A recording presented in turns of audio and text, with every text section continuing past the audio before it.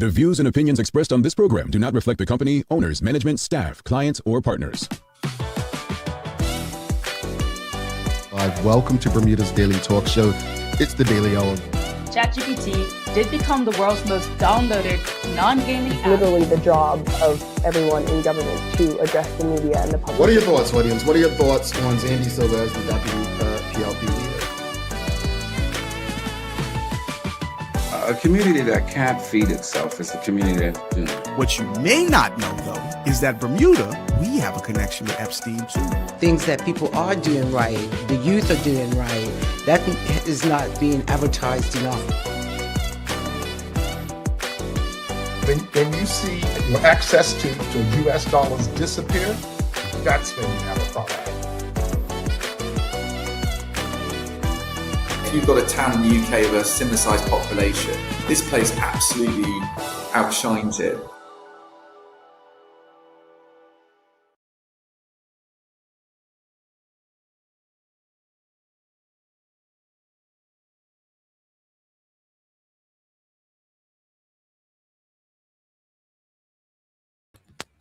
It's Thursday, the 4th day of June, 2026. Welcome to Bermuda's Daily Talk Show. This is the Daily Hour brought to you by the BAC Group of Companies, HSBC, Bermuda Medical House, Linda's, People's Pharmacy, and big love to Hot 107.5 for ensuring that we can pump through the radio airwaves with these most important community conversations. I'm Jamal Hartman. She's Teray Tall. Teray, you showed up 2 days in a row to work. I know. I'm on a roll. I'm on a roll. Wow, I must say I'm not impressed. I am excited. You're not impressed? You should be impressed. I'm excited. I'm happy. I should have said I'm not just impressed, but I'm excited and I'm happy. Language is important, folks. I missed a word right there. But no, I'm happy to have you, especially with today's guest. Right. Yeah, so I think you walked right into these conversations. So greetings, everyone. Thanks for making this part of your daily routine. A good one today as we welcome Bermudian-born councillor in the UK, Jahdia Spencer. Love it, love it, love it. She's going to be sharing her political journey across the pond from Bermuda. I can't say across the pond because one of us is across the pond already, but really looking forward to the conversation because I've heard of many Bermudians like politically speaking up and having opinions wherever they reside, but actually getting involved politically, man, this is different. And getting elected, I should say, getting elected. So I'm looking forward to it. It's a big deal. Yeah. It's a big deal. Hang on, but look at this. Charles H. Jeffers says 2 days in a row. She doesn't even do the St. George's walk 2 weeks in a row. Didn't I tell you that his niceness from yesterday wasn't going to last? I knew it. You know what, Charles? I mean, that's a fair shot. Bro. I mean, I like that one, Charles. That was a good one. Speaking of Charles, you know, I know Charles he watches basketball. Teray, you know who the New York Knicks are, right? Of course. I watch basketball. I can talk to you about basketball. Okay. All right. Yeah, okay. Just checking. I mean, I know you get sports, but I just want to be clear because you know who Steve Urkel and Family Matters, you know, I forget when you were born. Well, put it this way. The New York Knicks haven't made the finals since before you were born. Mm-hmm. Yeah. Right. So the Knicks, they were playing last night, and just like game one in the last series against Cleveland, Teray, they were down like 22 in the fourth quarter against Cleveland. So I was like, oh, this game's over. Last night, they went down by 11. And, you know, way past my bedtime already. The game literally started when it was time to get to bed. And I said, you know what? I'm not dealing with this. Man, I wake up. The Knicks did it again. They literally have won. What is it, folks? They've won like 12, 13, 14 straight games, something like that. Something. I don't know. But didn't they win by 1 point? No, 10 last night. They won by 10. 10. Yeah.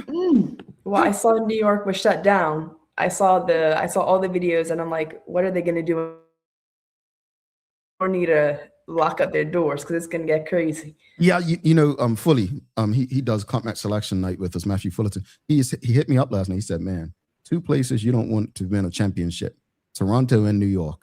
Right. Yeah. And New York, I actually want to see it. I want to see how New York City operates when they win it. They deserve to win it. It's been so long. They deserve it. They deserve it. And what I like, and you all crack your jokes with what I'm about to say anyway, but what I really like is the fact that it's the little man that's dominating, Jalen Brunson. Small guard hasn't dominated like that since Allen Iverson. So for all the short brothers, and obviously him being 6'2", me being 6'1", All right. Here's the thing. I don't discriminate. I'm an equal opportunist. But short kings deserve love too. It's all right. My sister, folks. The Daily Play today is going to be geography. Name that place. We'll do a name that place today. Don't forget to subscribe on our website, thedailyhour.com. Follow us on all of our social media channels to stay up to date with all that we have going on. Help us grow beyond the mic as we do our part to continue to improve our community. Charles is a hater. He says, Lord, please don't let the Knicks win the championship. Yes, I hope they do. We've got Suzanne Ingham says, good rating morning, Jamal and Teray. 2 days of Teray in the house, and even more super awesome day. Teray is back and in action. I'm so excited. We are excited to have her. But folks, we've got a discussion to have. You know what we do on the show. You know what we do. And I'm just going to stick with us this morning. Yeah. Since the departure of Michael Finley as Bermuda's men's national football team coach, the position has remained vacant. One of the names many people expected to be seriously considered was former Bermuda international Sean Goder. Now, Sean Goder recently ruled himself out of the running, according to reporting in the Royal Gazette. He made it very clear that his decision should not be interpreted as a lack of belief in Bermuda football or a lack of desire to serve his country. In fact, he said quite the opposite. His belief in the potential of Bermudian players, coaches, and young people remains as strong as ever. Mm-hmm. But what stood out to many people was his explanation. He said the structure and resources available were not sufficiently aligned with the objectives and ambitions that had been outlined throughout the process. He went on to say that he did not feel it would be appropriate to accept responsibility for delivering outcomes without the platform necessary to give those objectives the strongest possible chance of success. Now, I don't want to speculate too much, but it's difficult not to ask questions when you hear something like that. Here you have a Bermudian who has played at a high level, coached, worked in professional environments overseas, and has exposure and experience beyond Bermuda. Someone who clearly still loves the country and believes in the talent in Bermuda. Yet, even with that connection, he still felt the conditions were not right for him to accept the role. Now, to me, this conversation is bigger than football. Football may be the example today, but we've seen versions of this in other spaces as well. We celebrate Bermudians when they succeed overseas. We post about them, congratulate them, and speak proudly about what they've achieved. But when some of them return home or consider returning home, the environment they're asked to work in does not always match the expectations placed on them. Sometimes we want world-class results without world-class support. We want people to bring their experience, their credibility, and reputation back to Bermuda. But then we don't always give them the structure, resources, authority, or support needed to succeed. That's a problem. But let's be fair. This is not about saying every Bermudian abroad is automatically entitled to a position. That's not the point here. The right person should always be selected based on ability, experience, and fit.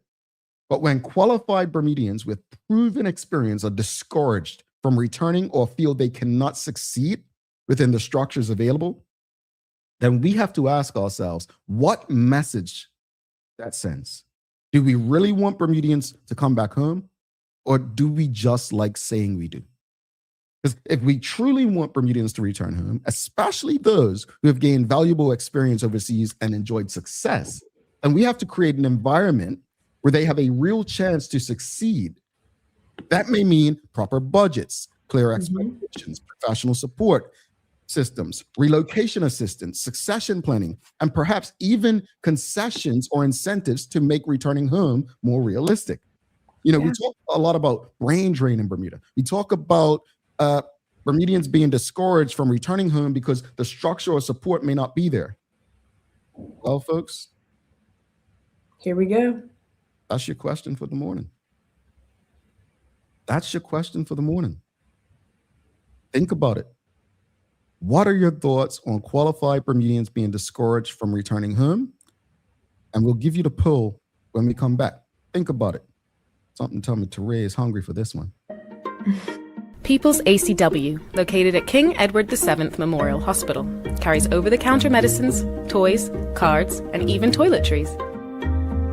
Our knowledgeable staff are there whether you're at emergency, visiting family, or a member of BHB staff, to show you our best even when you're feeling your worst.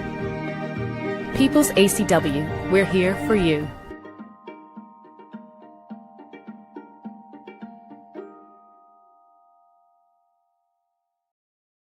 All right, folks, you heard the question. It is Thursday, the 4th day of June. Teray Tal Jamel Hartman here. This is your daily discussion brought to you by Titan Express and Secure. The question of the morning, very simple. What are your thoughts on qualified Bermudians being discouraged from returning home? And here's your poll.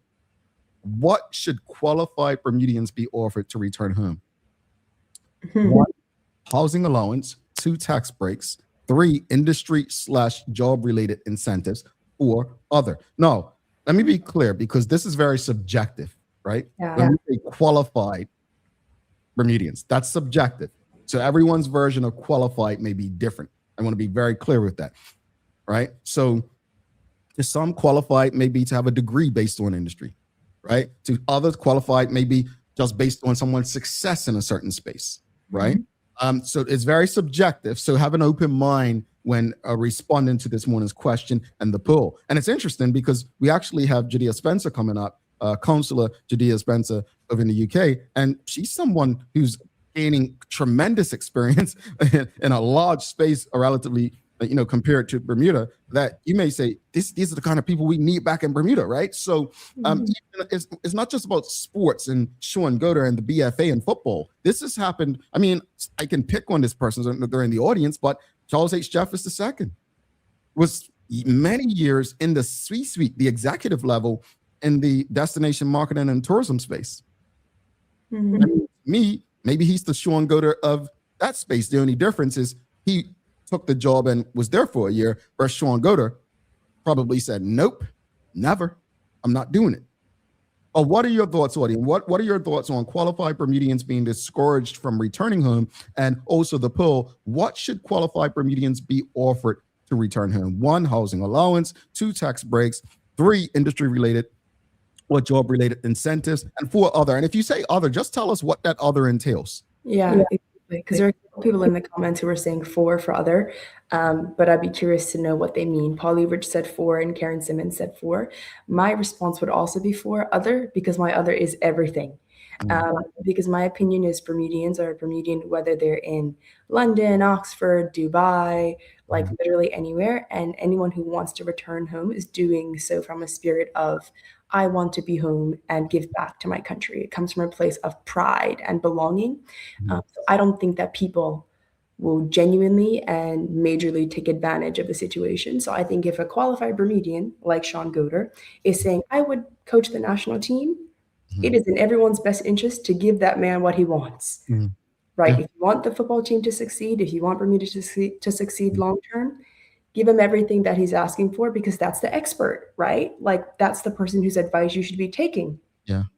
So that would be my response, everything. And it's also kind of devastating because although this is about Sean Goder, there are so many other Bermudians who we can have the same discussion, right? You mentioned Charles H. Jeffers, but like there's so many other professionals that I'm like, they could be in Bermuda, but what happens when they come to Bermuda? How is talent treated?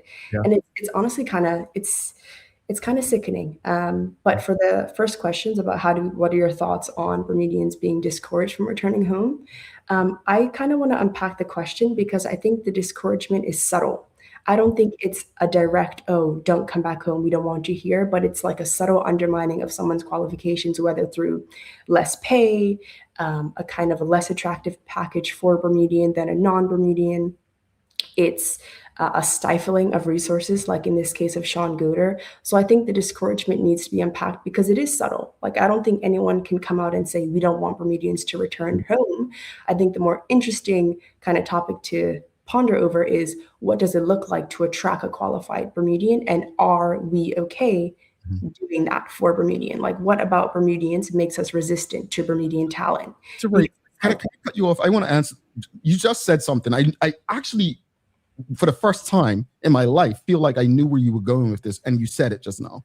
Period. You said, you basically, why are they resistant to Bermudians returning home, right? That's what you were saying just now.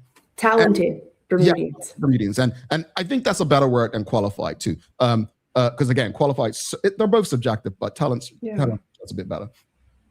But what I'll say to that is, and I don't want to feel like I'm picking on any one person or group, but these are facts.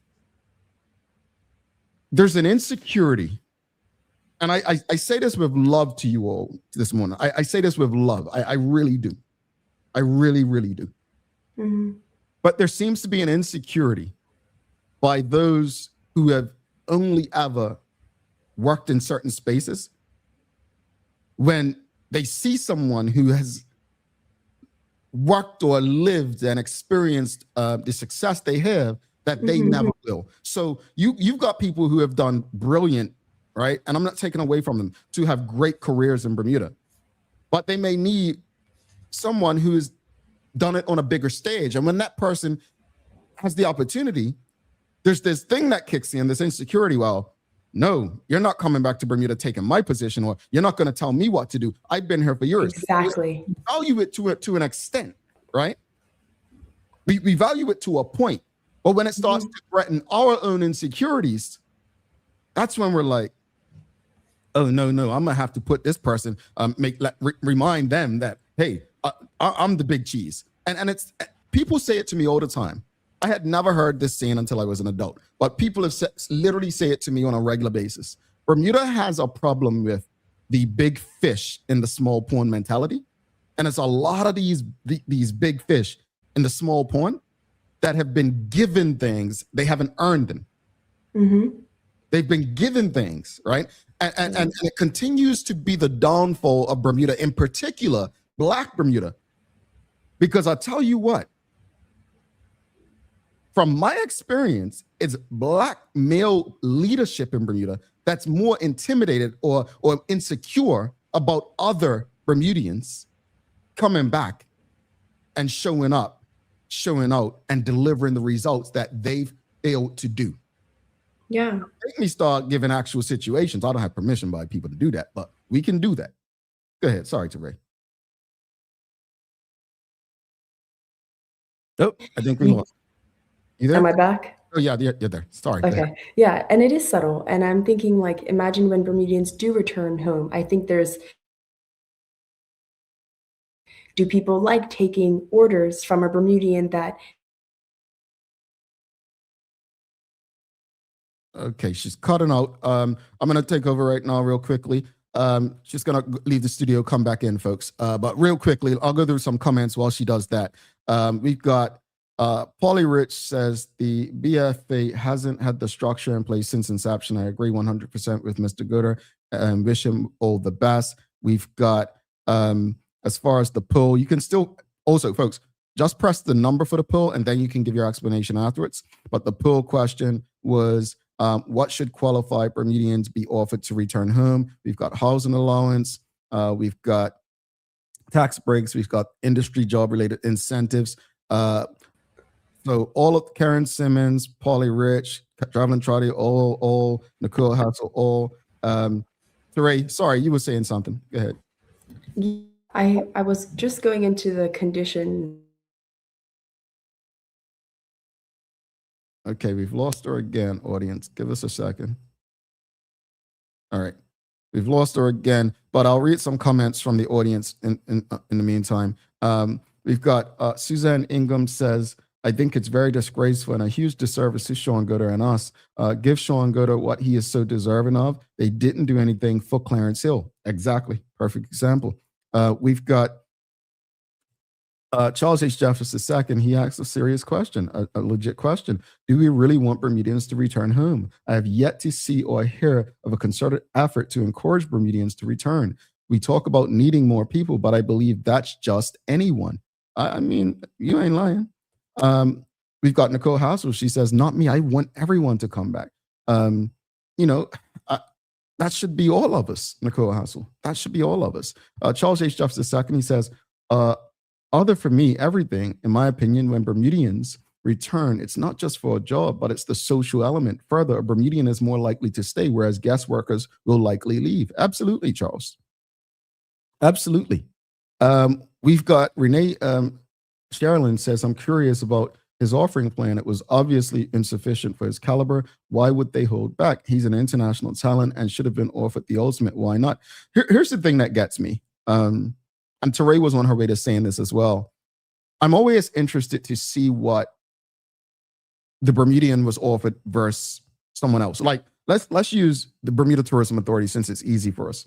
When Bill Hembury started, it was very public what he was offered, right? I would like to know if the following CEOs were offered the same thing.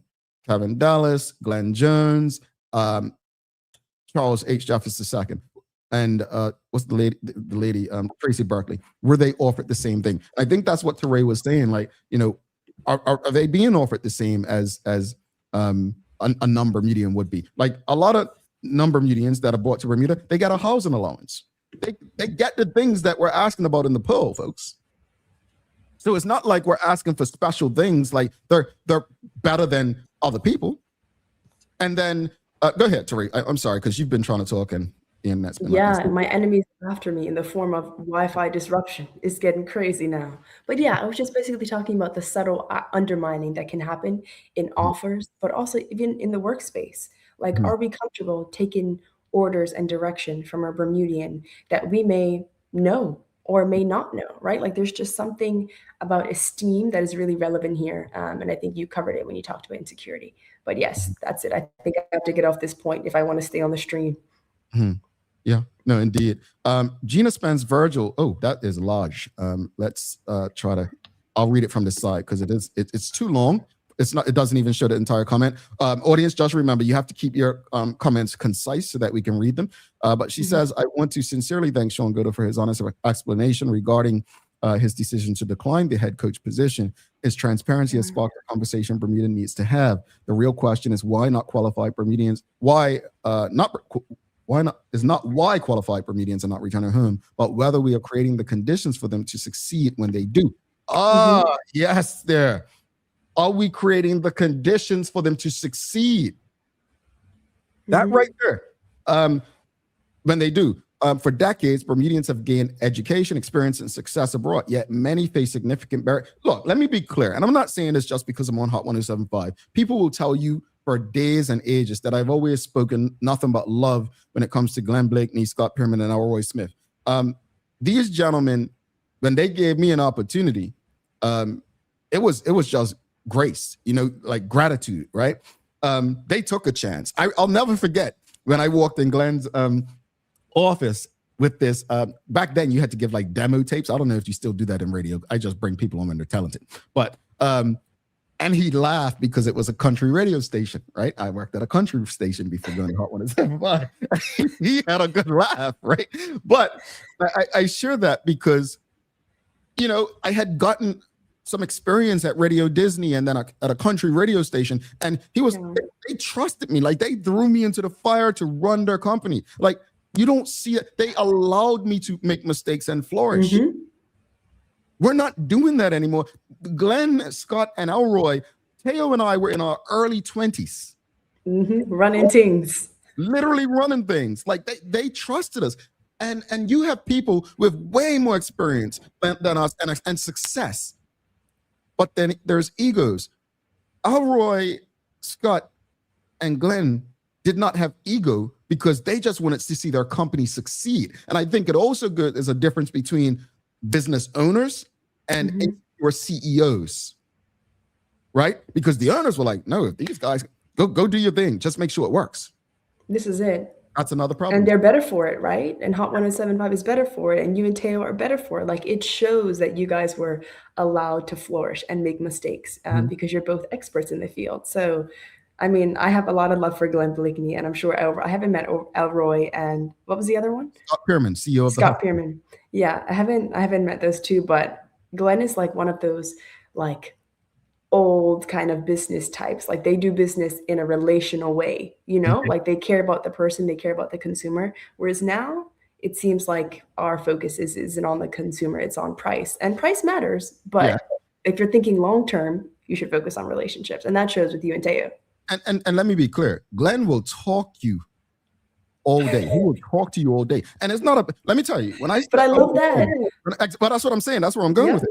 He didn't just talk to me. Glenn Blakeney walked me through his business plan. I'm a little young whippersnapper. He don't know me from Adam, but he said, I want to get this guy. He went through his entire business plan with me. Yeah. Right. And he sat down with me. And so there was no insecurity issues. Now, keep in mind, Scott Pierman's currently the CEO of the hospital. Al Roy is currently the head of many radio stations in Orlando. And Glenn, a former government minister, still CEO of IIC, and also has his Bermuda Soul record company. These are not just fly-by-night people, is my point. But again, there was no ego when it came to seeing their company succeed.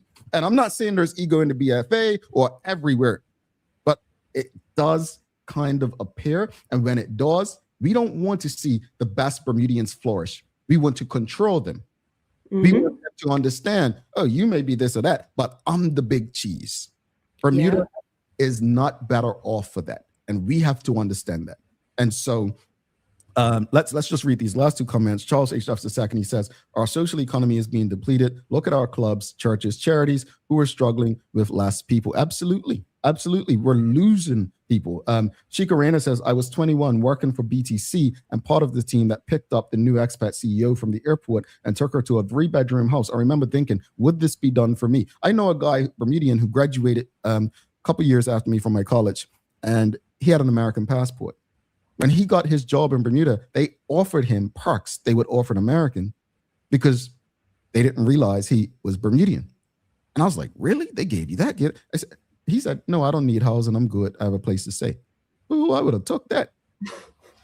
I'm serious. And it's not because, look, I'm one who, when I worked in Bermuda tourism, I was one of the few people who would not buy alcohol on the company credit card. Like, for me, that's just not appropriate to take the taxpayers' dollars. But what I will say is, if you're going to treat somebody else as a certain high value, then you're going to treat me with that same respect, right? You're going to value me the same.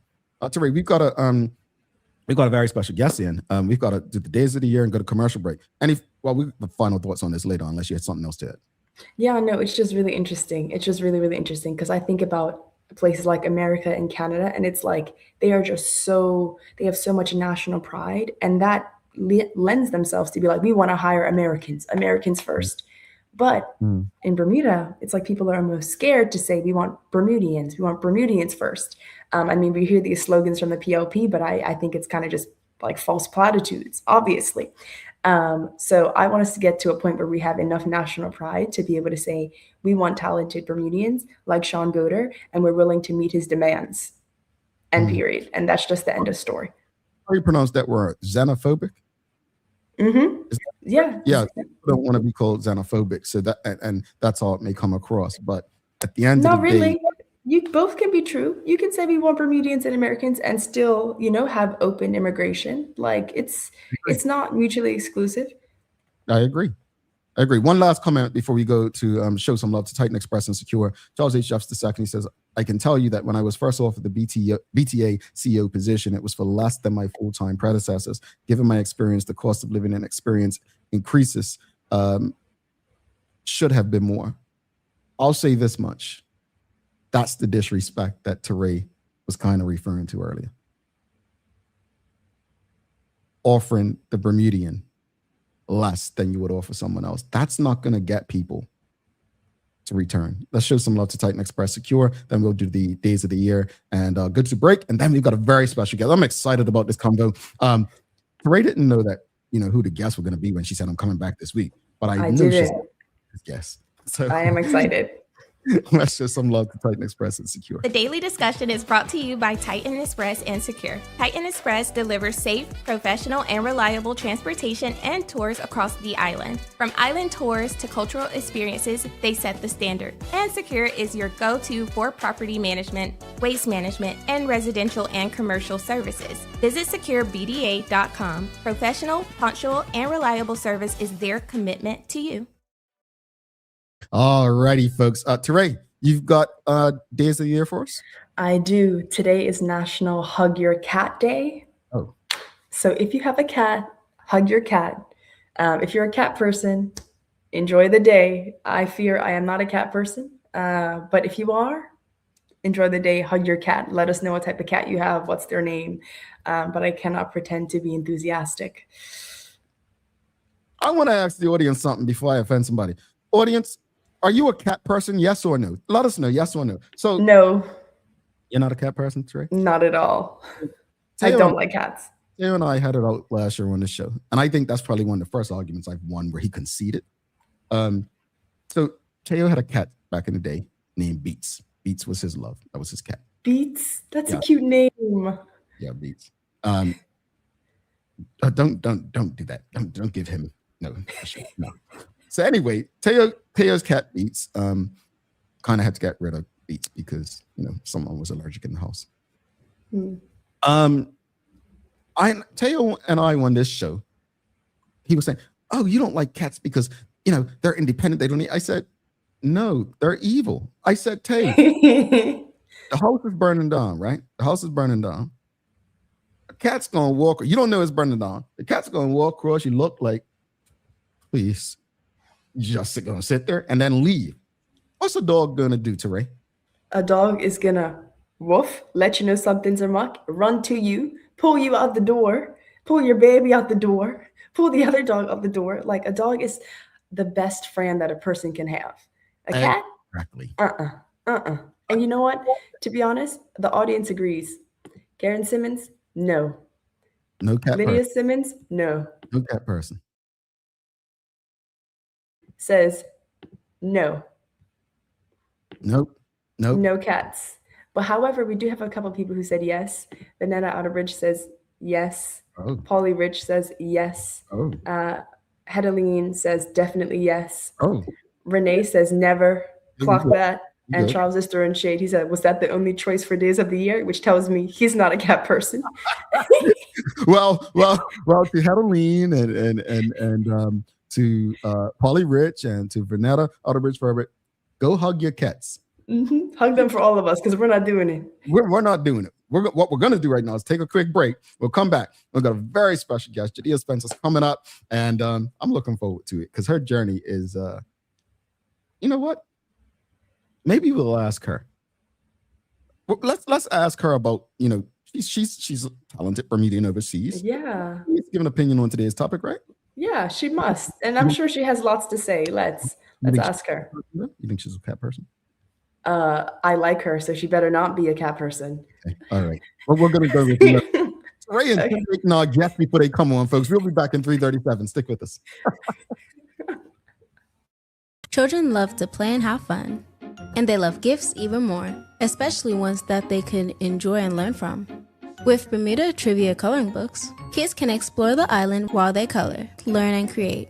The perfect activity for fun and learning together. Available now. Visit BermudaTrivia.com and follow Bermuda Trivia on your favorite social media platforms to learn more. Hi there, welcome to Medical House. We're located at number 6 Bakery Lane. I can't wait to show you all of the great stuff that we carry. Come on inside, let's see. Long days, long shifts, you no longer have to endure comfortable underwear. Designed by nurses, we now offer premium undergarments by Swoop that are unique, fun, comfortable, and functional. The only underwear you'll ever want to wear. Who says high quality functional products can't be stylish and comfortable at the same time? See it all at our new expanded location on Bakery Lane. Discover Drop It, your go-to grocery delivery. Browse and select from a wide range of groceries, from fresh produce to daily essentials. Our friendly drivers deliver fresh groceries to your door fast, saving you time and hassle. With Drop It, you get fresh groceries delivered fast, so you can focus on what really matters. Drop It, freshness at your doorstep, delivered to your door with Lindo's. Why go anyplace else? What lasts isn't what you buy, but what it becomes. With the HSBC MasterCard credit card, every spend quietly adds to a story shaped by intention and offers what matters most. Support that meets you where you are. Protection that preserves what you choose. Confidence for the unexpected. Peace of mind wherever your story leads. Start your next chapter. Use your card today. HSBC is licensed to conduct banking and investment business by the Bermuda Monetary Authority.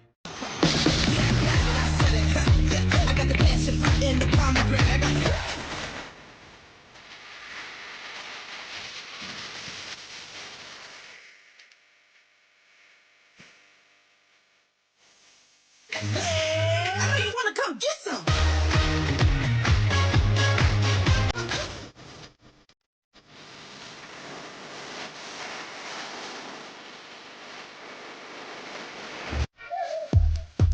Playing around, playing around. I got the juice, I got it, no doubt.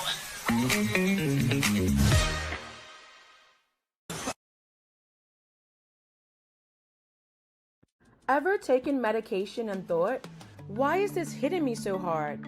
Or why isn't this doing anything at all? Here's something you may not know. Your body processes medication the same way it needs to process food, using enzymes. And these enzymes metabolize medication so it can be converted into its useful form or removed from your body. Pharmacogenetics looks at how your DNA influences the way your body metabolizes or breaks down medications. It helps explain why a drug that works well for one person causes side effects in another and barely works at all for someone else. That means the same pill at the same dose can feel very different from one person to the next. It's not about blame, it's not about doing something wrong, it's simply biology. And once you know what works best for you, medication decisions stop being guesswork and start becoming personalized. Alrighty, welcome back to the Big Show. Jamal Hartman, Teray Tall. It's the Daily Hour brought to you by the BAC Group of Companies, HSBC, Bermuda Medical, Lindos, People's Pharmacy, and big love to Hot 107.5 for ensuring that we can pump through the radio airwaves with these most important community conversations. Folks, do not forget to subscribe on our website, thedailyhour.com. Follow us on all of our social media channels to stay up to date with all that we have going on. Help us grow beyond the mic as we do our part to continue to improve our community. Alrighty, folks, it's time. It's time. Go ahead, Mariah. No, I heard you. Don't gas me. Don't gas me. She's hitting notes, folks. She's hitting notes. Let's get the audience going. Let's give a warm TDH welcome. Put your hands together for a very special guest, councillor Jahdia Spencer. Come on, hit the music. Come on, Jameli. It's not working. Oh, there we go. You hear it? You hear it? Yeah. Jahdia, good morning. Good morning. You guys have got me giggling back here. I'm sorry. Ray's a comedian too, you know. She does that. Hi, Teray. Nice to see you Morning, again. Jahdia. Nice to see Skin's you. glowing. Love to see it. Thank you, girl. AI. I'm joking. So look, Jahdia, because Teray was talking about you. She was saying that you better not be a cat person. I mean, I'm an animal person. I love all animals. Cats, dogs, horses. Just don't give me no rats. Okay. I'm not like, that's where I draw the line. But I'll pick up a snake.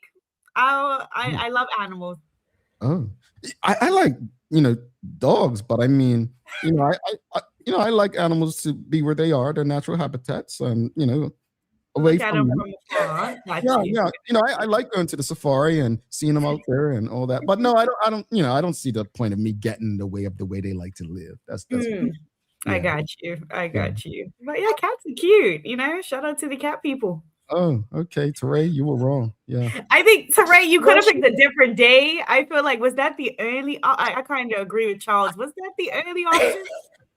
I figured no matter how I feel about cats, there are people who feel very strongly about them. So I said, who am I to stand in the way of their cuddles with their cats? I was really doing a public service, but you know what, Jahdia, going forward, I won't think like that. I'll just say, okay, what do I like? And then go from there. So I like the democratic outview, right? Representation for all animals. Yeah, I wouldn't have done it. I would have chose sour milk or something. I don't know. Yeah, we got to ask you before we jump into the conversation today as well about our topic this morning, because you're a talented Bermudian doing some big things overseas as well. But did you have any thoughts that you might want to share on that? Yeah, I'm always got thoughts on everything, but one thing I would say is that my personal experience, firstly, I would like to firstly admit that going into politics is very different from sports, so very different experiences. But even from when I was in school applying for scholarships, I found it quite difficult as well. And one thing I would like to say is that I think that Bermudians need to demand more, and I think that conversation isn't really happening. And I want to applaud Sean Goda for saying, look, this is my standard, and if it isn't this, I'm going to have to decline. We need to stop accepting the bare minimum, if I'm being honest. And the only way that we do get more respect is more of us start to have these hard negotiations, demanding, look, I'm not coming back unless I get this.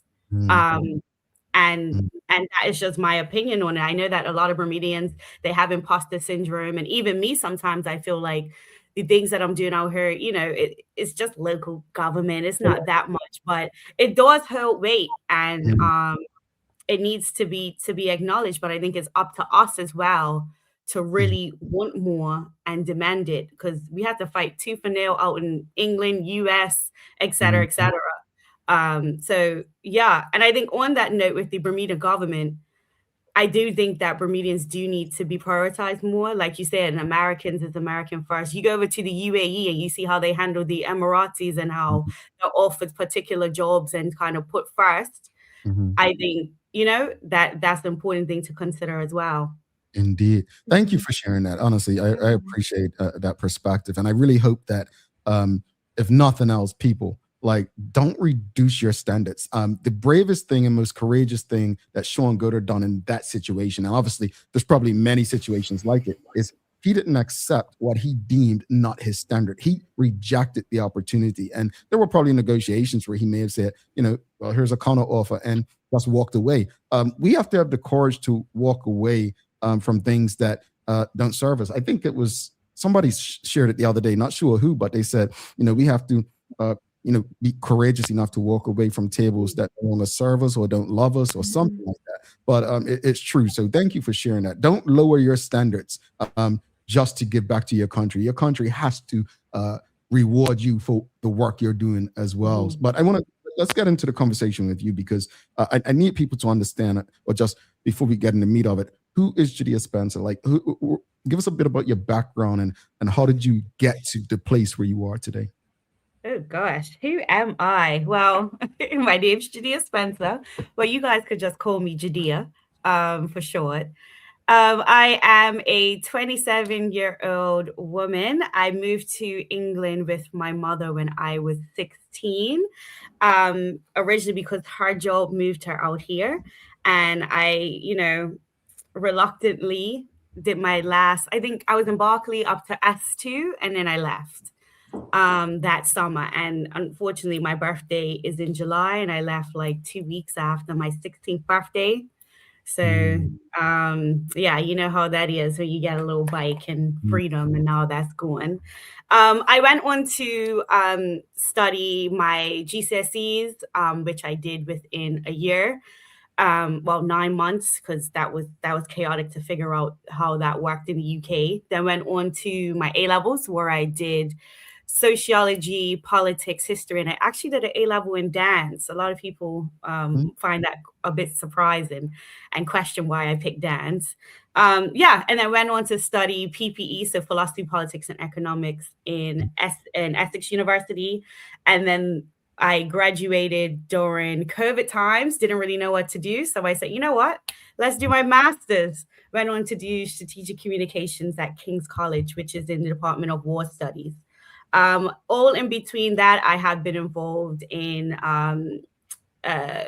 within the Labour Party, very locally, helping my local councillors, becoming the advocates for that. I'm also part of Labour African Network as well. I'm on the board. I'm also on the board of Bermuda Society, helping out with local charities. I'm really keen on working with violence against women and girls. So there's a domestic violence charity that I do an outreach officer for. And then also my 9 to 5 is actually working in another council, Southwark Council, which is like London Bridge, Peckham. And I work in the Department of Culture. So yeah, my life is very local government based. I must say, the most shocking thing you said just now is that you were only 27 and you feel like you've lived a life that people who are 60 haven't even done yet. Like, I didn't realize I was like you guys' parents' age, right? Like no, because I followed you on socials, and it's like you just come across like you've, and it's the same with Terea. Like a counselor. Yeah, you do. And I'm not saying that and I think you guys kill stereotypes. You do. You kill stereotypes that the year you were born doesn't define your ability to do what you do. And I'm grateful for people like both of you in that. But your journey from Bermuda to becoming a Labour Party councillor in London is quite remarkable based on what you just shared. What inspired you? Like, what first inspired you to get politically involved and into public service? Well, I mean, my first inspiration will honestly come from my grandmother pulling me over to political rallies. This is probably at the age of like 8. You know, and I'm looking at sort of women like Paula Cox and running up to them at like Gorham's, like a little fan when I'm like 8 years old. And I just always felt like these were women that I always wanted to look up to. Mainly Labour Party, especially Greenwich. My journey with Labour Party was very local. So it was the Greenwich Labour Party and Cooperative Party as well. And it just started with me seeing the first Black leader of the council. Greenwich used to do these what they're called, like little newsletters that were sent out to all residents. And he was his name's Anthony. He's the current leader at the moment as well. And it just really showed that like someone that firstly wasn't from original British background. He's a Nigerian man and also Black as well, really fought tooth and nail to become leader. So I reached out to him on LinkedIn and I was just like, hey, I really want to get into politics. I would love to know more about your journey. And he ignored me for a good 4 months. Actually, it was until the Queen died. And I think he finally had some free time to sort of get through his messages. So he sort of, sat me down and was like, what are you interested in? What's your platform? And I was saying to him actually that I was a bit nervous because even though Bermuda is a British colony, I have this accent and I feel like people won't take me in. And they might, and I did get that if in my political campaign where people, was saying that I wasn't British and, all of that nonsense. But he just said, like, your story is unique to you. There are many people like you and we need more representation. So no matter what your accent is, I think at that time, the mayor of Greenwich, he was Nepalese and had a strong accent as well. So he just said, just go for it. If this is something you want to do, go for it. And I went right in. I went with my overachieving self. I went for women's officer, youth officer, and speaking in conference. Ended up being the first person to speak in conference from Greenwich in over like 20 years. And now more people are speaking after that. So yeah, that was my overall journey getting started in. Wow. I mean, so many things to pull from, like the fact that you still were like, even though it's been 4 months, I'm still interested. The fact that you were like, I'm keeping my Bermudian authentic accent and letting the people love it or like it or hate it. But in any case, I'm rocking up. Like that's really admirable, girl. Congratulations. Thank you. And you represent West Thamesmead. Am I pronouncing that right? West Thamesmead, yes. Thamesmead, yes. Which is one of London's most diverse communities. So tell me, like, what have you learned about leadership and serving people with different backgrounds, experiences, and priorities? Okay. Well, West Thamesmead was actually, I think it was created with the boundaries in 2022. So it's actually a mix between like Thamesmead and Woolwich and a little bit of a Plumstead area. At the moment, my resident count, I think is about 11,000 people, with the electorate being around just over half of that, around 6,000 people. So it's a lot of personalities. It is a lot of issues. There's a lot of, you need to focus on my issue first because it's more. And I'm trying to explain to people like every issue is equal. This is not the Olympics. Some people are dealing with housing issues while some people are dealing with bigger issues with developers and service charges.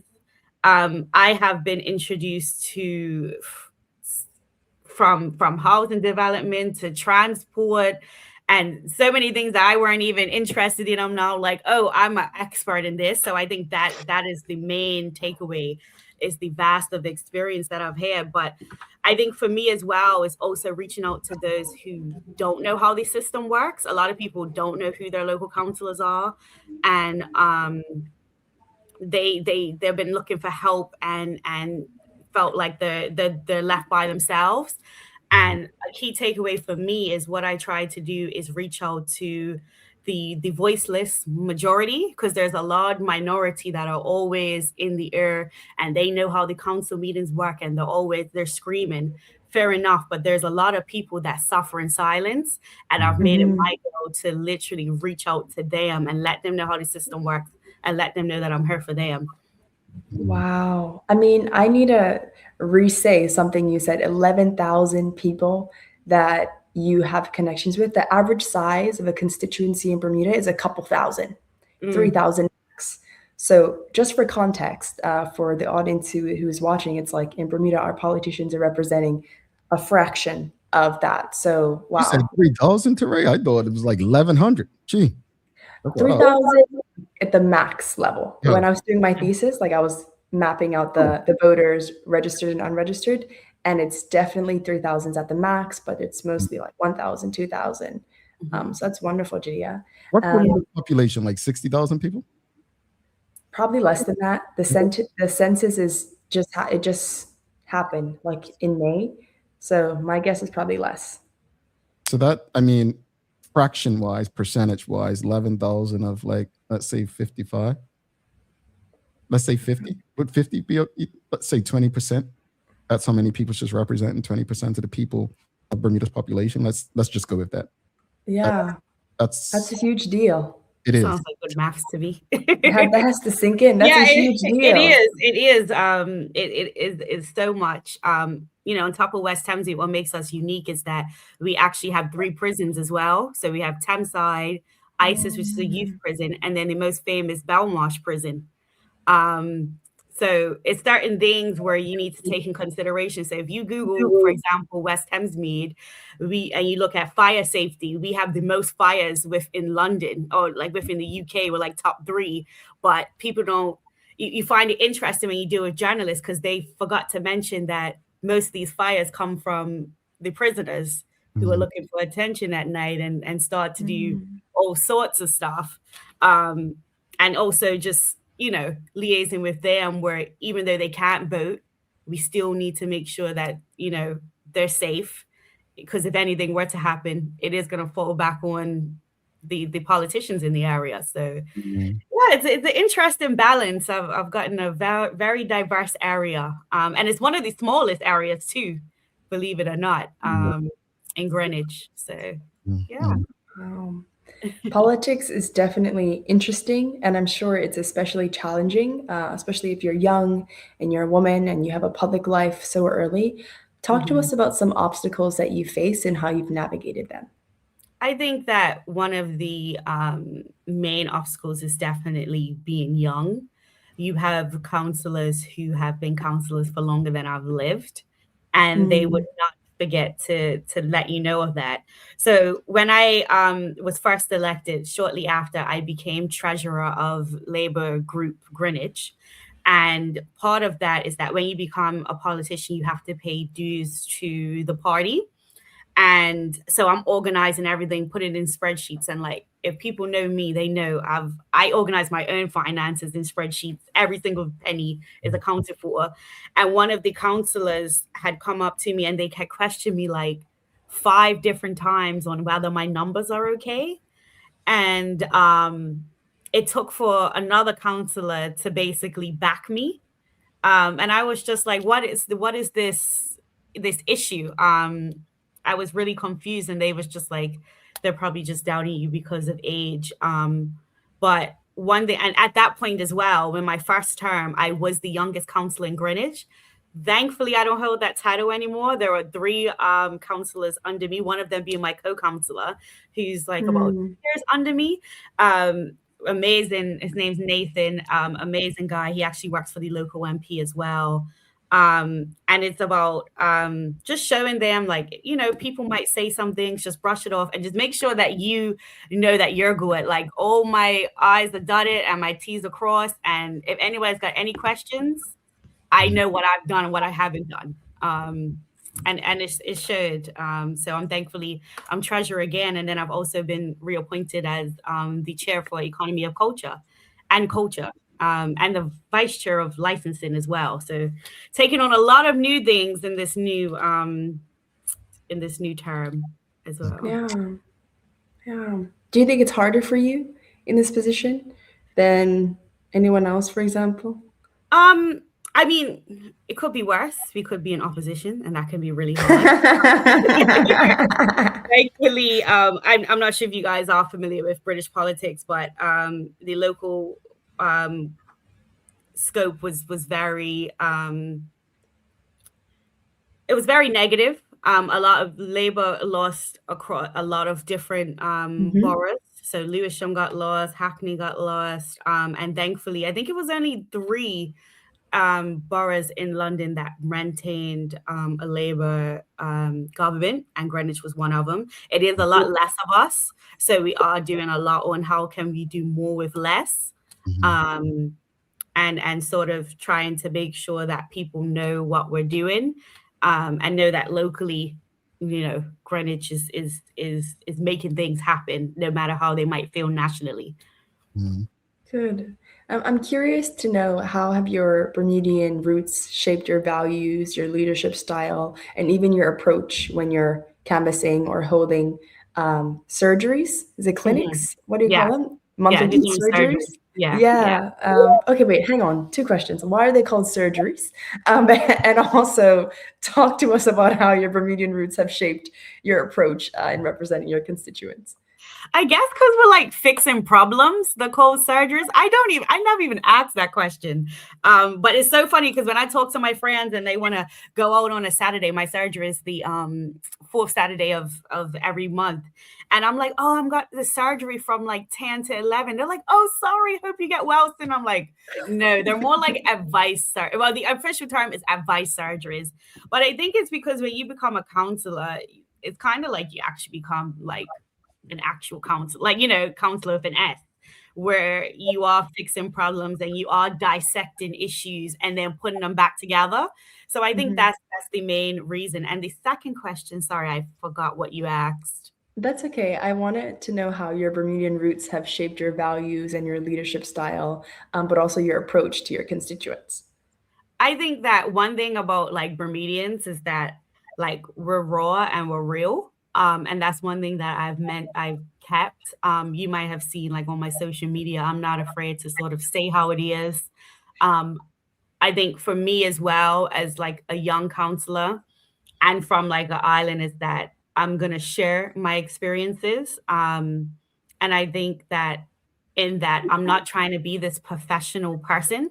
When I am at the doorstep and talking to people, it's more of having that conversation rather than coming with this mask of being this strict professional, person.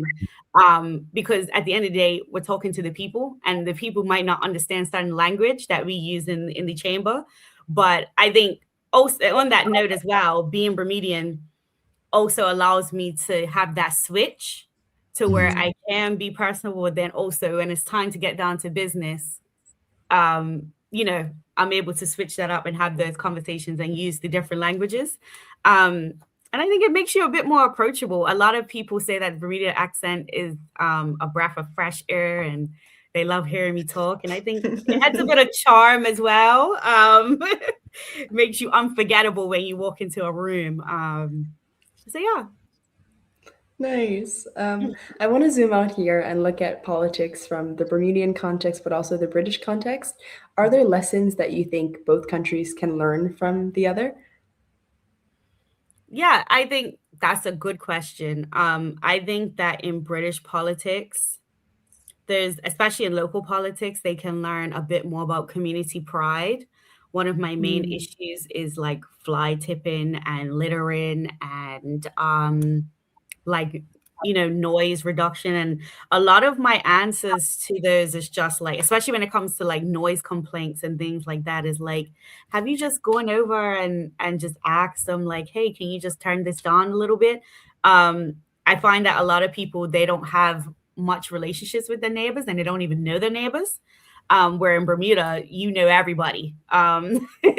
So I think that's something that like British politics can take on, like building that more community base. I know we are in London, and London is a city, but we can also, you know, have more community events and bring that together. So that's a lot of what I'm trying to do. Bermuda, there's a lot of things that Bermuda can learn.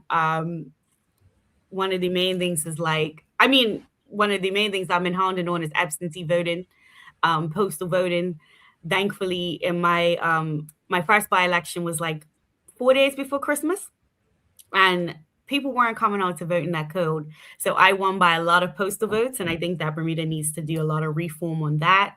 Learning from other countries as well. Yeah, but overall, there's improvements that both countries could take. Yeah. For those listening on the radio, we're talking to Jahdia Spencer. She is a Bermudian councillor over in the UK.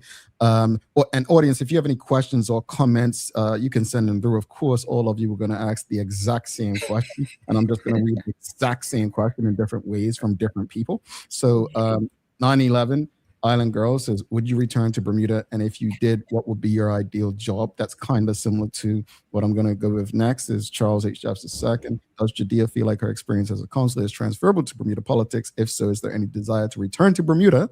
Yep, that part. And engage in politics, maybe sit in Teray's cabinet one day. Yeah. And then we've got Dorian. Again, similar question. When, if you return to Bermuda, will you run for parliament? So first question that everybody wants to know, returning to Bermuda. Am I coming back? I mean, for me, like you said, I'm young. I'm 27. The world's my oyster right now. If I'm being honest, guys, I would love to return back to Bermuda one day. But as for now, that is not in the foreseeable future unless, you know, opportunities arise. You know, I never counted on being a councillor so quickly. The opportunity arose and I went for it. Yeah, I got no kids, guys. You know, I could end up in Thailand teaching English, you know, in 4 years. You never know. But I would love to come back to Bermuda, either go into politics or do something in that field. Yeah, we will see sort of by the time I come back what the dynamics are like. And if you have any advice on how to navigate it, I'm more than happy to hear from you guys on what you think I should do. Well, I want to go back to the first one. Is if not politics and you return to Bermuda, obviously times will change. Right now, 10 years, 15 years from now, be different. But based on what today looks like, what would be your ideal job outside of politics if you were to return? Oh, I would love to continue to work in culture. In Southwark, I work in Department of Culture, and I deal with the sort of websites and grants, but I also work in libraries and heritage as well. Just putting on sort of different events and things like that. I would love to continue that. I also think that Bermuda needs a better nighttime economy. So that is also something that I'm looking to either help with policy, not really get involved in it, but, you know, help to develop that, maybe some business development. But yeah, no really ideal job. I'm more of a person where if it makes sense, and maybe I get that housing allowance that we were talking about earlier. Yeah, I'll be more than willing to come back. What obviously you keep a close eye on what's going on in Bermuda. What would you say are your concerns when you look at the current state of Bermuda's political landscape? I think that for me, it goes back to like, I think it was yesterday or the day before you had asked about what was the main deterrent in Bermuda. Was it rather racism or classism, or it was that sort of question around what's the main issue? And I think my concern with Bermuda is that we, especially in politics, we vote a lot on, you know, historical things rather than what's happening now and who will represent them now. I get that certain parties have different, different things that they've done in the past, but this is a new people, this is a new administration. And I think that we need to start to take that into consideration. I think a lot of it for me is not black versus white or left versus right, it's more up versus down. And I think once we sort of realize that, we can come together as Bermudians and really make a change. But until that happens, that will be my main concern. Some key issues in Bermuda right now that people are complaining about, but not complaining, I don't like that, but concerned about. Healthcare, crime, education. And that's before you get into the politics of like absentee voting and stuff. But when you see that, when you see Bermudians leaving in droves to go to the UK, the US, because they can't afford to live, as someone who's politically involved elsewhere, what's the first thing that crosses your mind when you see this? I think, well, if we're talking about, for example, cost of living, the cost of living crisis is everywhere. We're experiencing it out in the UK as well. And it is very unfortunate. I think that there's a lot of things that Bermuda can do to tackle that. For example, reducing sort of reliance on imports, empowering our local farmers, similar to what like Nigeria does. I think that with education, there could be better uses for the closed down schools, for example. Like out here, they have conservatories, where they would use buildings that are not being used. So I have one in my area. It was the old pub named Princess Alice, where now it's about 3 people that live in there, and it's really cheap for them to live in there. But then also they report back on any breakages and making sure that the building is actually upheld. And I think that's a good way. I think that starting it's hard to sort of hit every single issue. But I think, those are my main thoughts on those main issues for now. I forget the other ones that you have brought up. No worries. I want to go to the audience real quickly because we've got some more questions. I'll go through these 2 questions by Suzanne and Charles. Suzanne's asking, if you came back and entered politics in Bermuda, basically, what party would you choose? You don't have to answer. I'm just being pokey, she says. Well, I am associated with the FDM, and I really align. Well, the main reason why I had joined FDM, because out of all parties, Mark Bean was the first and the most supportive. This was before I had even joined, becoming a councillor. But when I was sort of, speaking at conferences and things like that, he had made sure to hold my hand and give some great advice. And also he's more willing to learn from me as well. And I like the idea of self-determination, and similar to what I spoke about earlier with Bermudians needing to empower themselves and being able to negotiate ourselves is something that I really aligned with. But like I said, things do change. I don't have exactly a plan on, even if I'll get into politics or not. Right now, I'm just a Bermudian for the Bermudians. And I appreciate support from all the parties. They're having this leadership thing going on in the PLP later this year.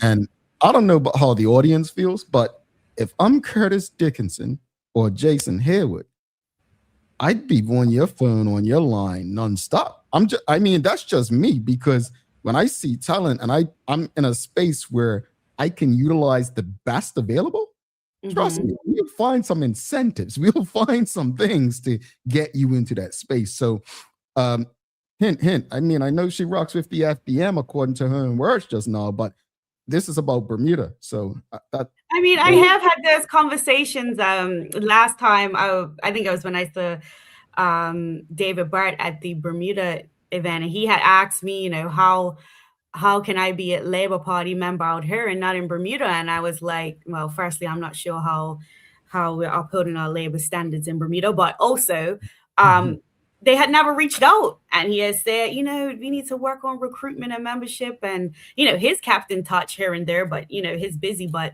no one else has sort of reached out. The only other politician that I keep in good contact with is Dwayne Robinson from OBA. And that's because we've both been speaking on absentee voting, and, he's like my cousin now. But yeah, I think that Bermuda, I'm not sure how much they're putting into sort of recruitment and talent managing. We'll see. I'm open for all. I'm saying you've got, and again, I'm not saying this because you're both here, but Jahdia, to Ray, you've got RRP, Ryan Robinson, Parent Chief. You've got Jay, like it's Rajay Denbrook. It's just so many of you. And I'm just like, back in the day, you all would have been in the Senate. You know, like you would have been like running in certain. Anyway, things change. But let's go back. Charles has a question. He says, "What are Jahdia's thoughts on Bermudians living outside of Bermuda having MP representation and being able to vote MP? What other political changes should be considered?" I like that MP representing people outside of Bermuda. Oh, so they're saying a specific MP to represent Bermudians living in London. That's actually really interesting. I never even considered that, but that would be. I mean, we do have the Bermuda office that is in London that is supposed to be sort of a non-partisan group that do really good work. You know, shout out to Kimberly Durant, who's also been a great mentor. And longtime family friend, you know, before any of this had happened, you know, from the age of probably 5. But that is something that I never considered and something to ponder on.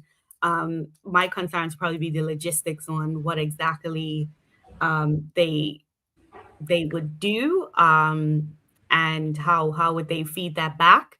But yeah. Something that we could talk about.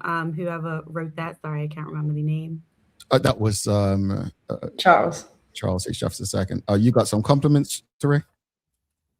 A lot of love. Dorian says, "I do know that your parents are extremely proud, especially your father, who was a social activist within his own right."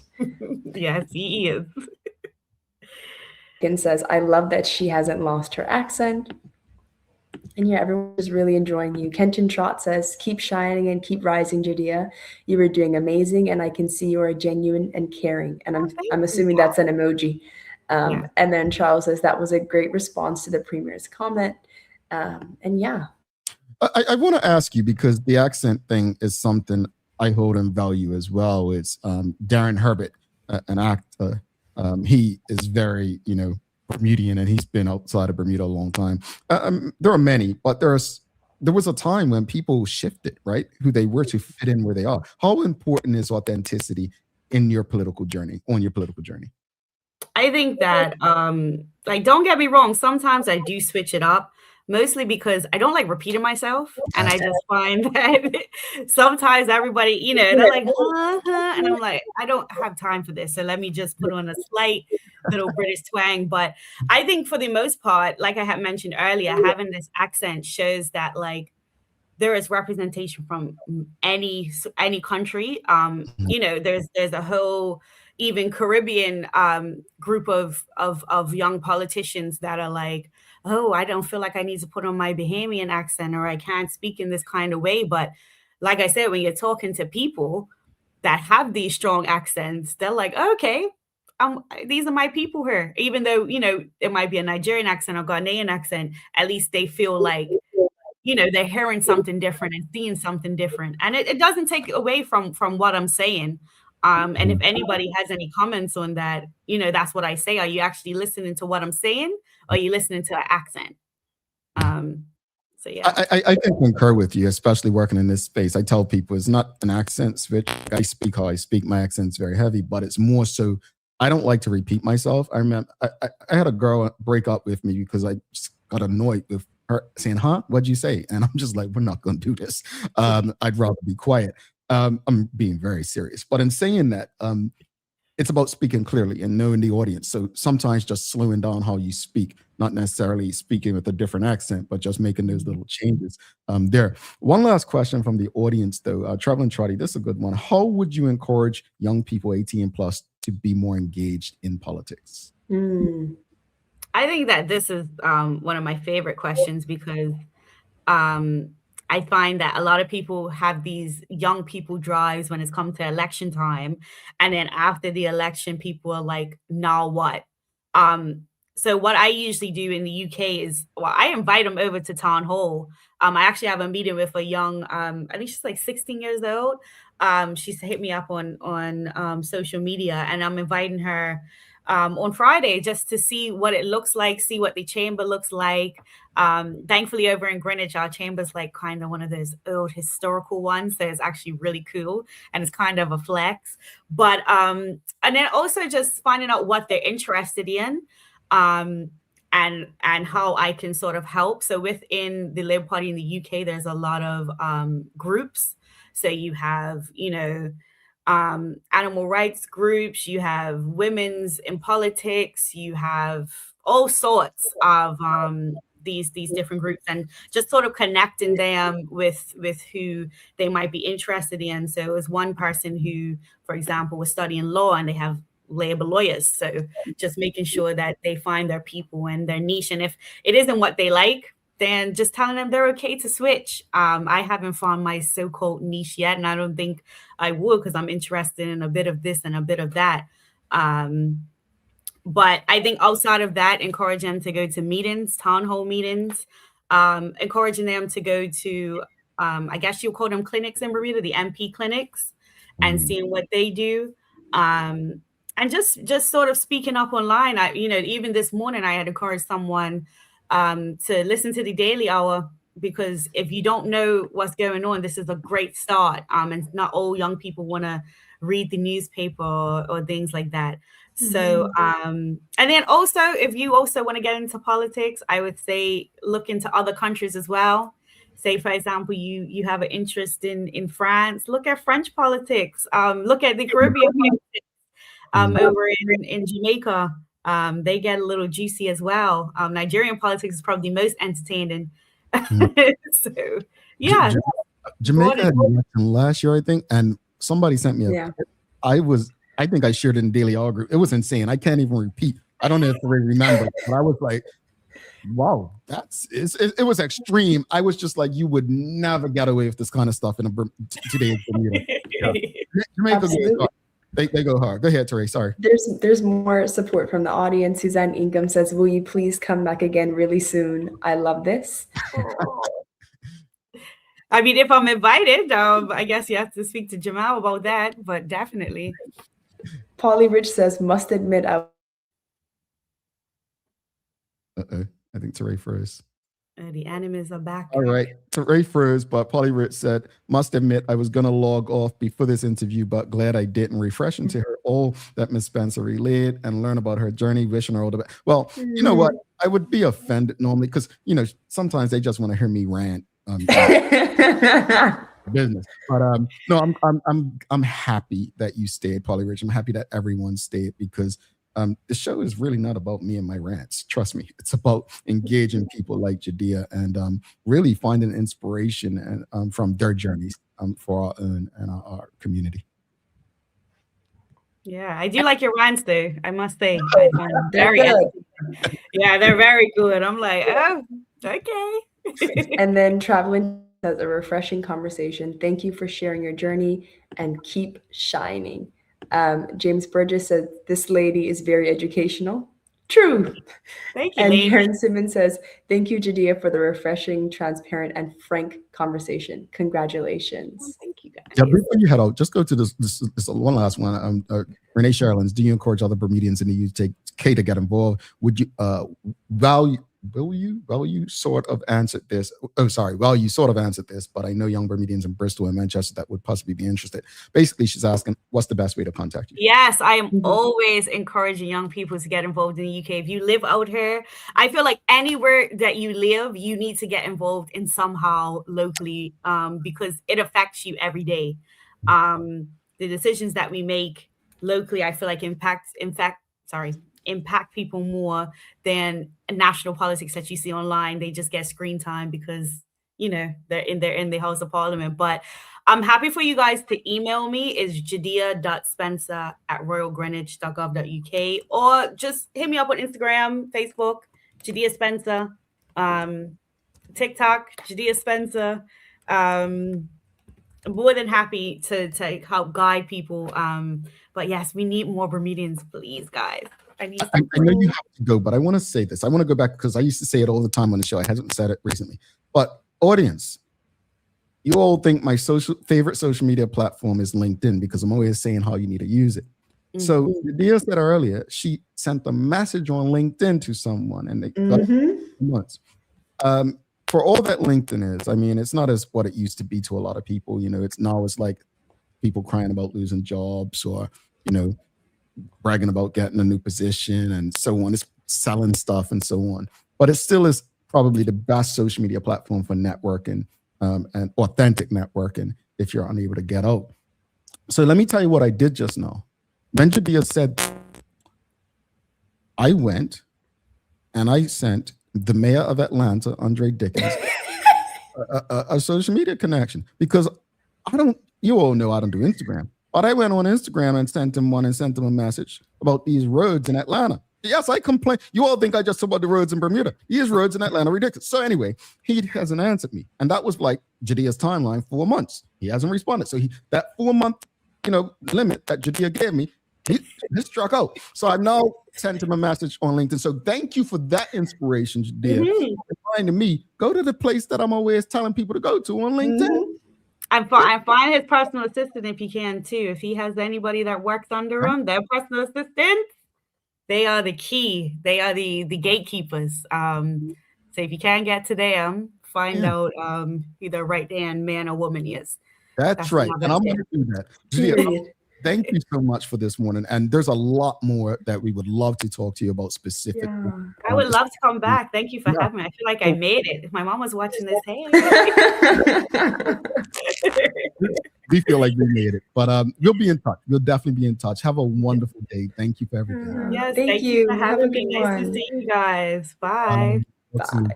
Jahdia Spencer, folks, if you appreciate that discussion, please give us a thumbs up, a love, a like. Make sure you share the conversation with your friends, your family, your colleagues. We're going to take our final break. Don't go anywhere. We'll come back. We've got a daily play. And I think Teray may get this. And if she doesn't, I know you all will. Stick with us. Back in a few.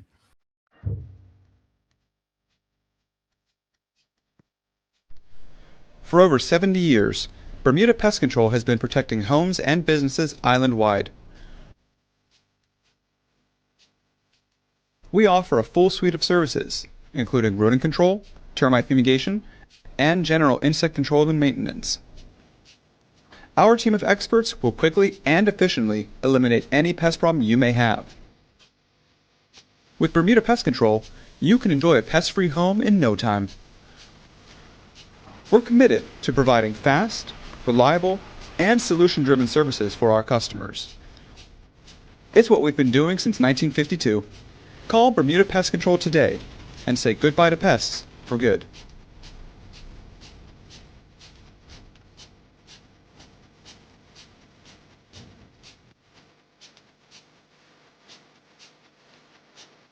Dreaming of expanding your business? With BDC's Loan Guarantee Program, we support your ambitions. Get up to 75% guarantee on bank or credit union loans up to $300,000. Just your vision and our support. Apply today and unlock new business opportunities. BDC, Bermuda Business starts here.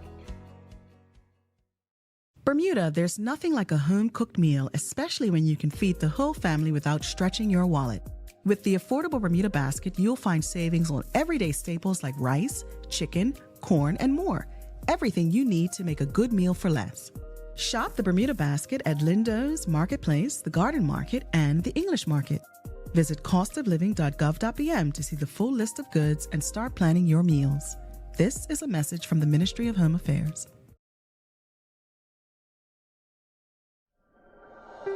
Life moves fast, and so can the unexpected. When you insure your home, you need to know that your insurance company has your back. At Friesenbrook, let one of our friendly and professional agents give you that peace of mind. Because when you are covered, you are confident. Call us at 296-3600 or visit friesenbrook.bm to learn more. All righty, welcome back to the big show. Thanks again to Jahdia Spencer, Councillor Jahdia Spencer, for joining us this morning. We definitely appreciate her visit. Thanks again to our partners, the BAC Group of Companies, HSBC, Bermuda Medical House, Linda's, People's Pharmacy, and big love to Hot 107.5 for ensuring we can pump through the radio airwaves with these most important community conversations. Again, folks, if you appreciated the show so far, help us beat the algorithms. Give us a like, love, follow, share the link with your friends, your family, your colleagues, because like you, Teray and I, echo what you have said today. Jewel Eve says she's a powerhouse.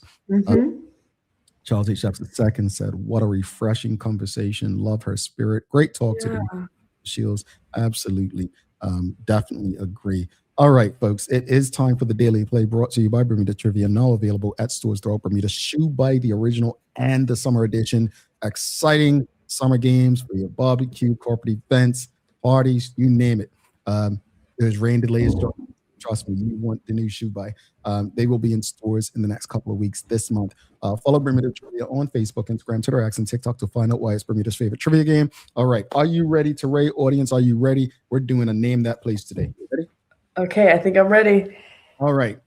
In the United States of America, what name was given to the line that historically divides the North? Mason-Dixie? Let me start my music. Is it the Mason-Dixie line?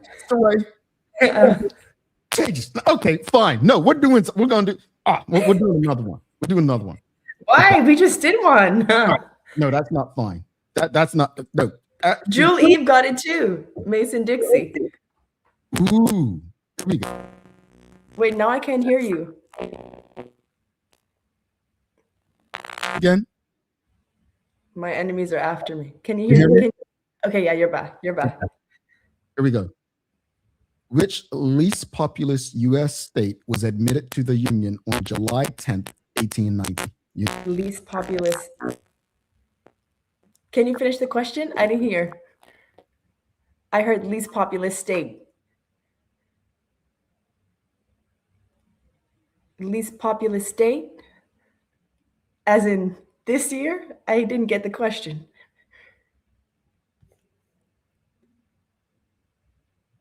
Okay, Charles is saying Delaware, but WKD Lama is saying Hawaii. Can't hear. Oh, wait, you're back. Okay, you're back. Say the question again.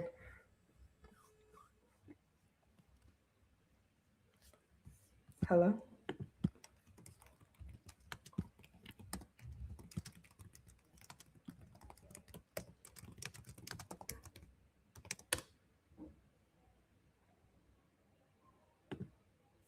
Okay, I guess it's just me.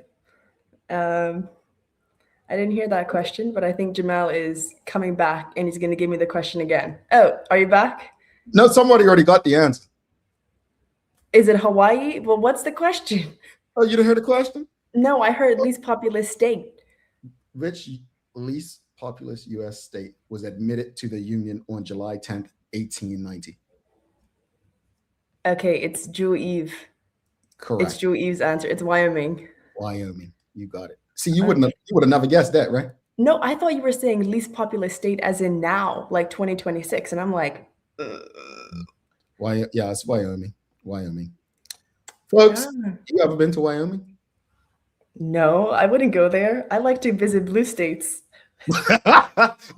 Well, I mean, there's not too many blue states left now in this country. I know. Look, Karen Simmons says, Teray, you sent your wiggles to Jamal. I know. The Wi-Fi bugs, they got it.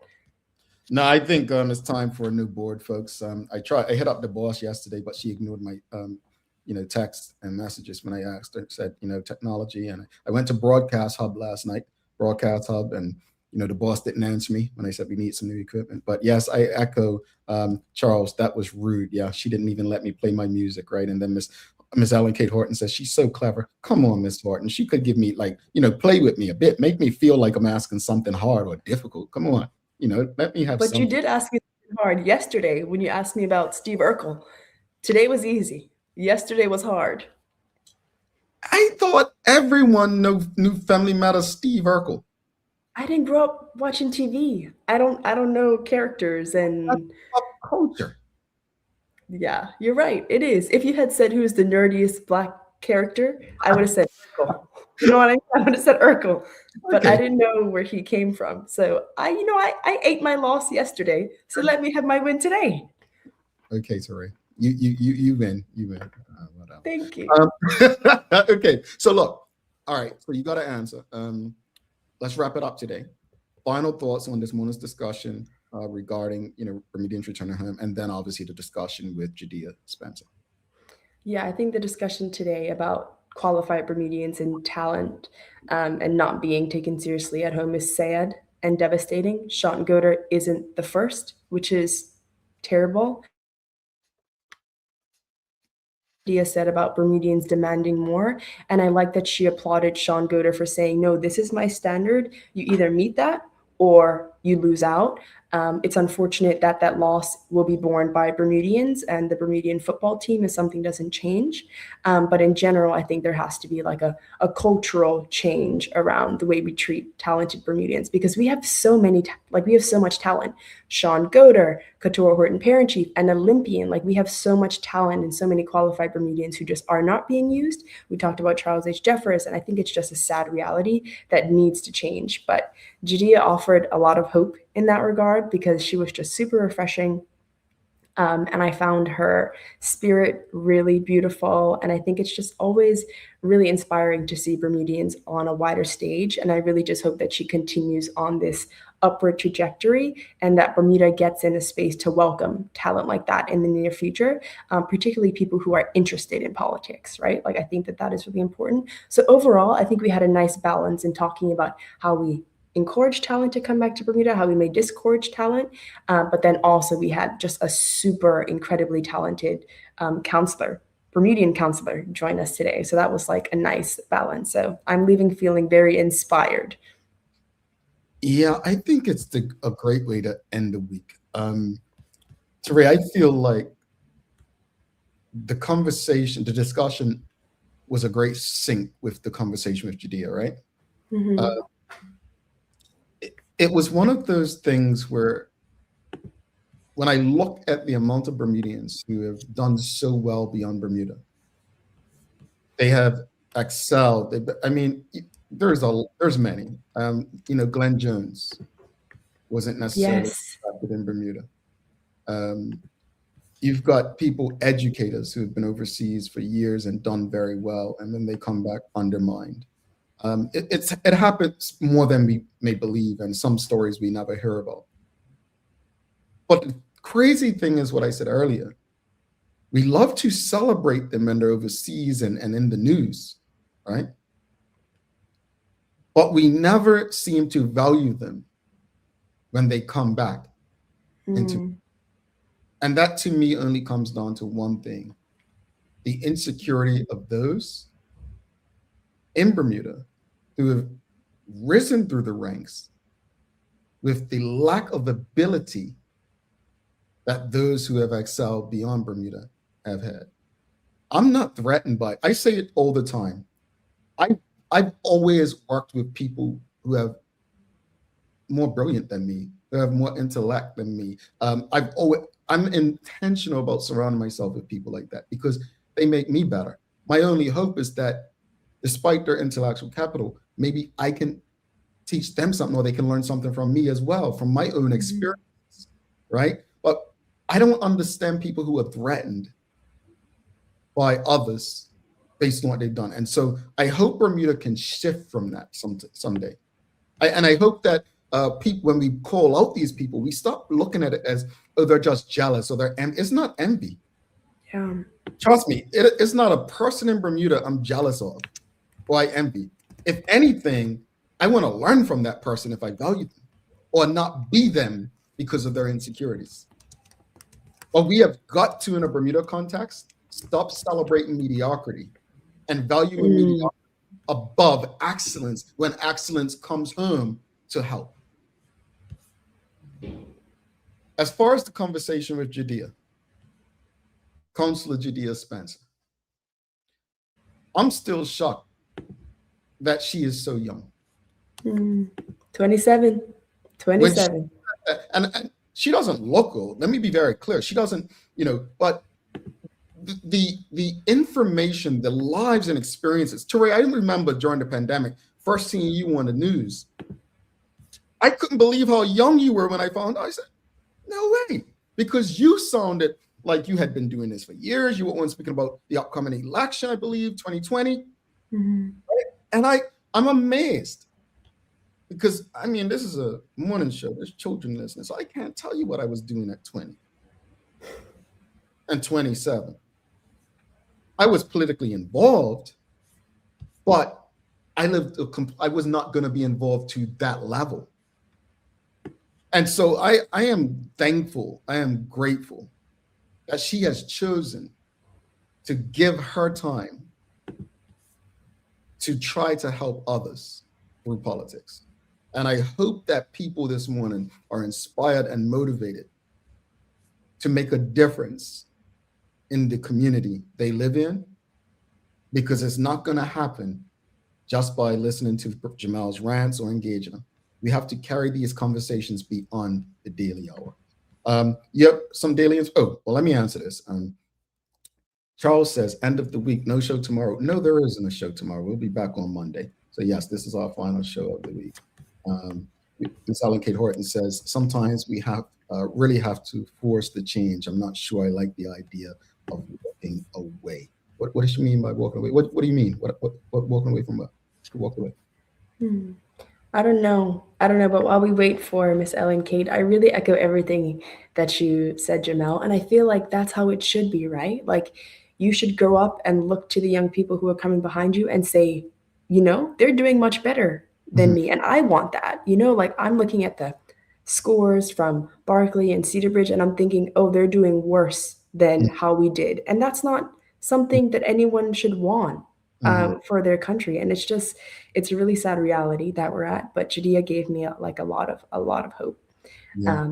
So may that fire keep burning. She's really wonderful.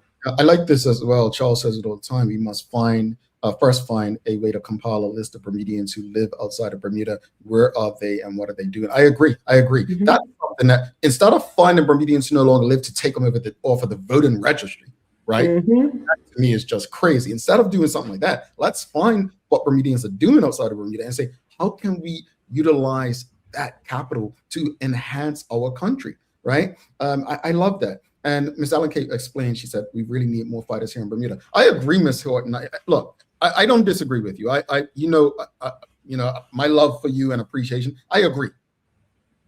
But Ms. Horton, there are people who their health and their family supersedes a country that they don't feel loves them at times. And the fight that they would rather, instead of putting their efforts into fighting when no one shows up with them or for them, they'd rather use that energy to give to the ones who actually love them. And that's where I can say, talking to and speaking with some Bermudians for their own sanity, health, and well-being, leaving is probably the best thing to ensure that they are able to give their family what their country isn't able to do for them. Really inspiration for us, Terry? I do, and this one is from Polybius, who was a Greek historian of the Hellenistic period.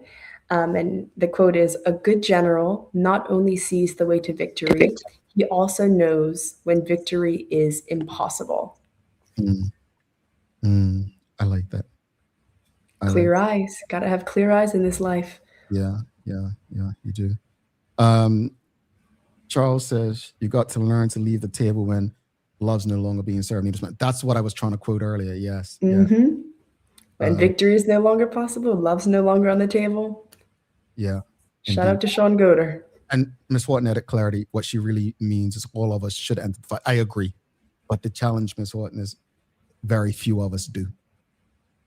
Very few of us do. And it can be very lonely out there fighting.